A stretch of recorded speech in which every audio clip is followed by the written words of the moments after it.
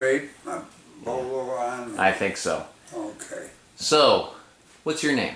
Clarence Herbst, And then what class were you in? 1946, And then what was your address during the war? 206 Merrill Avenue, In Park Ridge, right? Park Ridge. Right. So tell us about your brother, your family. One sister graduated 3 years before I did from Maine Township, and that's it. And how about what did your dad? What did your My dad was a chemical engineer, worked for the Economy Fuse Company in Palatine, Illinois. And your mom? From those days, a housewife. Okay. Was there anybody else living with you during the war? No. So tell me about the neighborhood you were growing up in. What was it like? Lovely. Park Ridge in general was a great place to be born and raised. The people were good, teachers were good. We had homes and food, although some of my classmates from kindergarten, their parents lost their jobs during the Depression, 33, 34, and that sort of thing. So there were some tough times, but Park Ridge was a fine place to be raised. Right. So, you mentioned the Depression and everything. How was your family was affected? My family was affected in kind of a strange way, I think. My father had a job, and it was a good job, and he provided clothing and food, and we just had a nice home, but he worked all the time, never took a holiday during the 30s and all the way through the war. Really? I don't think he took a week off until I was in college. Wow. And never attended a football game where I played or a swimming meet, and we never had a picnic, a family picnic. Really? Or anything. He was, well, a workaholic. Was he? And provided for us, but my mother was the opposite and Sure. provided a lovely home. Right. Yeah, I could understand that. You get a little fearful of your job back then. Some were, some weren't, and lots of fathers came to the football games, but not mine, Right. which was disappointing Yeah. for a kid. I can imagine. So tell us about what were you like as a teenager? The thing that we remember, my pals that are still alive and I, we didn't smoke, and we didn't drink anything, not even a beer, and it was wartime, and it was certainly available. Sure. And we had an old saying that we don't smoke and we don't chew and we don't go with the girls that do. And we've thought about that, and the girls have thought about that too. And I think the answer of why we didn't, we were just having too good a life and time doing what we were doing. Right. Going to school,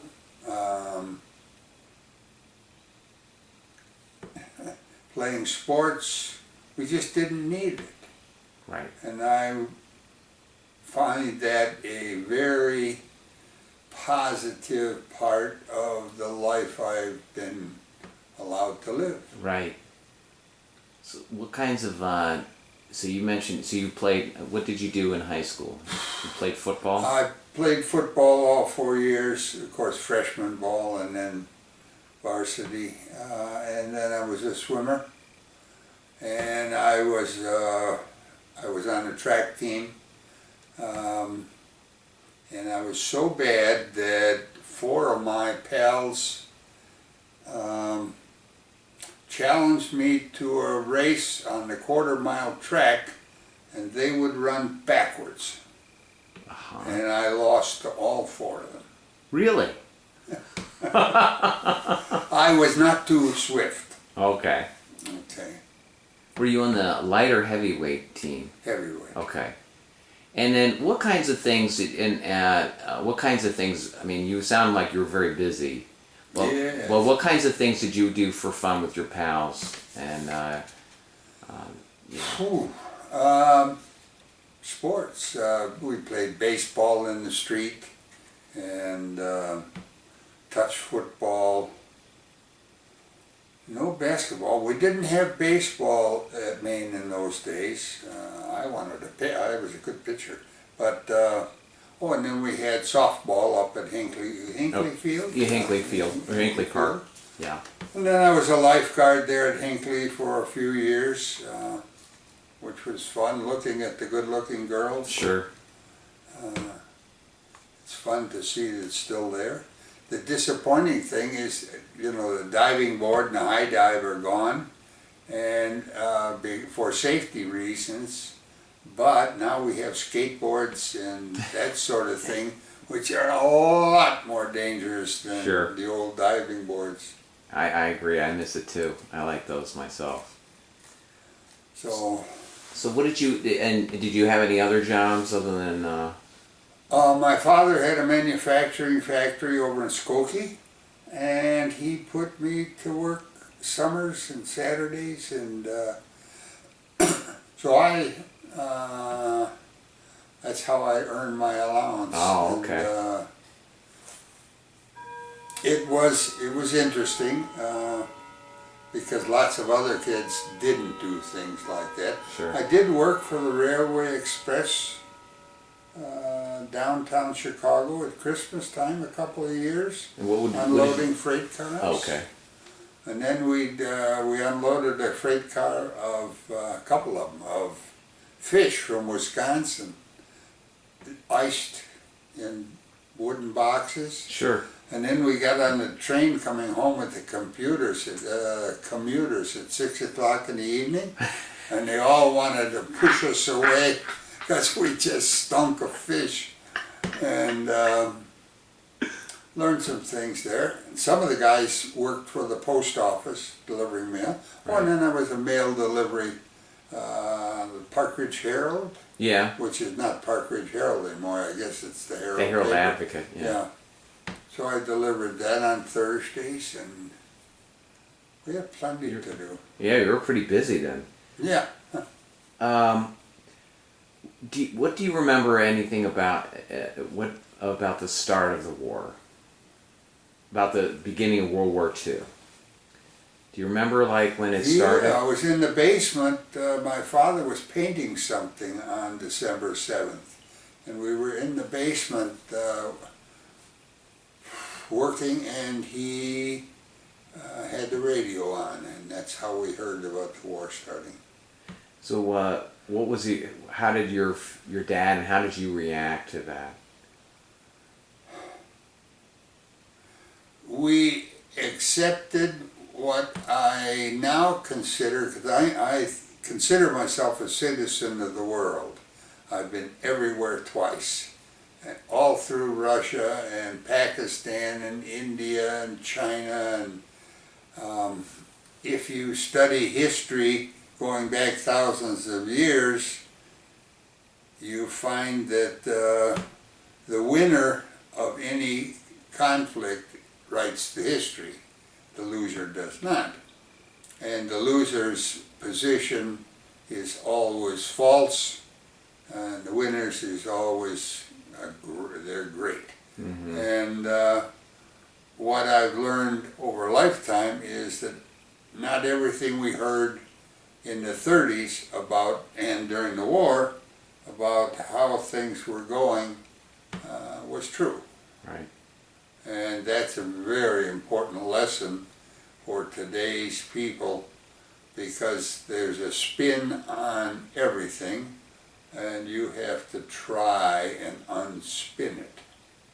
Whether it's in today's world from Putin in Russia, or from Obama here, you really don't know what the truth is. Sure. Because you weren't there. Right. And did your father or mother say anything to you, or do you remember anything? What was the, what were they? About the war, Or like my when it- answer is no. My father was always at work. Right. And got home at 7 at night and was out of the house at 6:30 in the morning. And I cannot remember discussing the war. We followed it as young people. Sure. And some of my friends had brothers that were killed and that sort of thing. Right. And did you have any relatives nearby? None in Park Ridge. I had 3 uncles and aunts and 2 cousins in the Chicago area. Did any of your relatives or family that you know go into the war? Were they? No. My father and his 3 brothers were just too young to get into the First World War. And my group, we were just too young, class of 46, even some of 45, too young to get in the Second World War. We just passed it by. Right. However, when I graduated from college in June of '50, the Korean War started the next day, and I did not have to seek a job. The draft board caught up with me very quickly. Oh, really? Yeah. Did you? Were you? I was in the Army for 2 years. Oh, okay. So, back then during the war, there was rationing and food was rationed. How did your mom cope with that, or how did your family cope with the rationing? My answer to that is just fine. We did have a little plot garden up on East End Avenue on the north end, and grew vegetables and that sort of thing in our backyard, and some up on that plot. Right. And I don't see we had any hardships. Right. Which sounds strange maybe with rationing and that sort of stuff, but we just didn't. Right. And gasoline rationing? Gasoline was tougher. Tires, I think, were the tough thing. But again, there wasn't enough money to really, in the 30s, to travel. In fact, I'm disappointed that we do not have any class pictures from our kindergarten, first, second, third, up through 6th grade. And our reasoning is that our parents couldn't afford Right. to hire a photographer. But again, possessions possess, even pictures, and we just had a great life. Right. So your mom, she didn't go to work during the war, did she? No. Okay. Tell us, what was the atmosphere like when you started? You were like what year were you when the war started? That was in 41. So you were like in 8th grade probably. Yeah, 7th Right. or 8th, yeah. So when you went into high school, how did the war affect the atmosphere in high school, if at all, or how much? Being 86, my memory isn't that good, but I do think that it just didn't affect us. Like not smoking or drinking, we were busy and we Right. were enjoying life and we were studying and doing our homework. Not nearly as much homework as they have today. Right. But I don't think the war affected us. Right. So who were? Tell us about your friends like that you would hang out with mostly.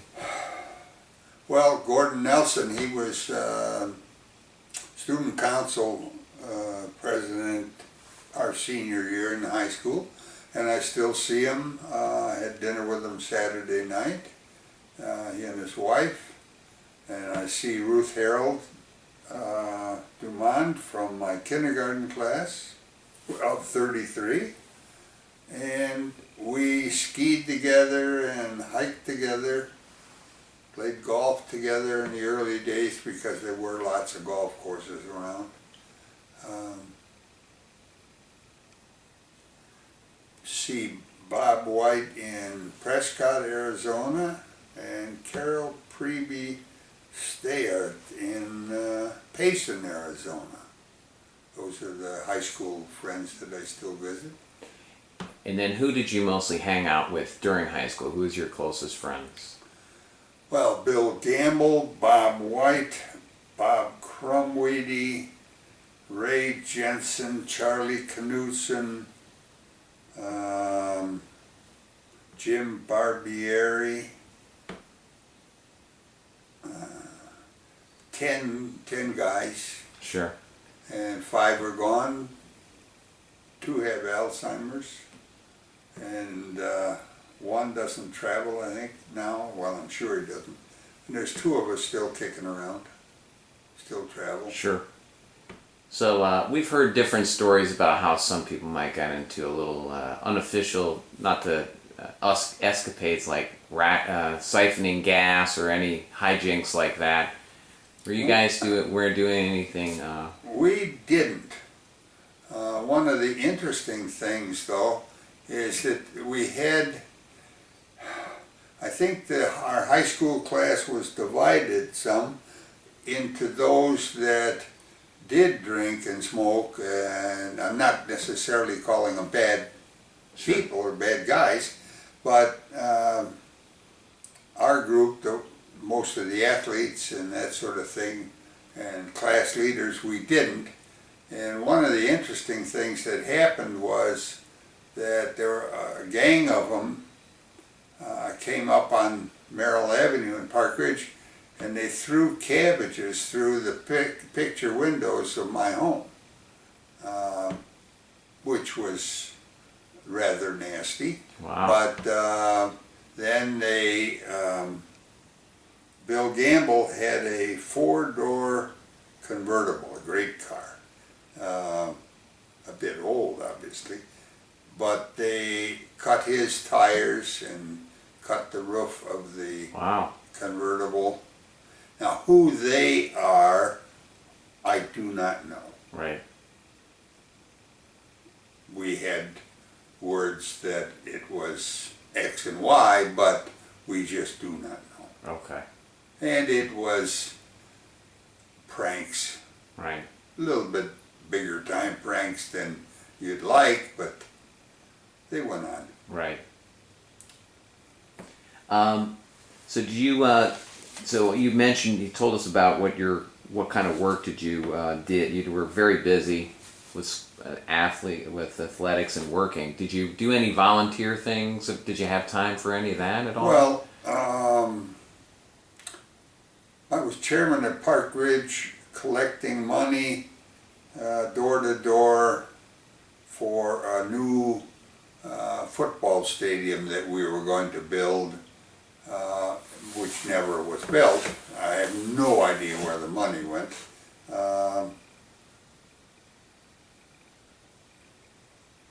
But volunteer work for a church or for others, no, can't remember any. Okay. But I am very involved now with Avenues to Independence, you know Avenues. Yeah. And because in my lifetime growing up in Park Ridge, during the 30s and 40s when I was around, the people that had the people that were developmentally disadvantaged really had no place to go. And the parents really put them out of the house during the day so they could wander. And they were up and down Park Ridge or up and down the streets, cold, rain, whatever. Not that they were put out as punishment or anything, but it was kind of a break for the family Right. to let them lead some type of a life by wandering around the town. Wow. And that really, and they were not accepted in schools, and that is really the reason that Avenues to Independence exists now, Right. to do a better job of that, Oh, really? taking care of those people. Thank God you're doing that. I appreciate that. Well, it's a duty. Park Ridge has been good to me, and life has been very good to me, and that is due about 90% to luck, not to my good moves. So I've made some good moves, I've made some bad ones, but I've been very fortunate, and the town's been good, and my goal in life at this stage, at 86, I'm going to die broke, and I'm going to get I'm getting very close to both. I've given away almost everything I have. So, getting back here, so when you were, did any of your friends leave high school early to enlist? Or, No, okay. some of our class did, but none of my friends. Okay.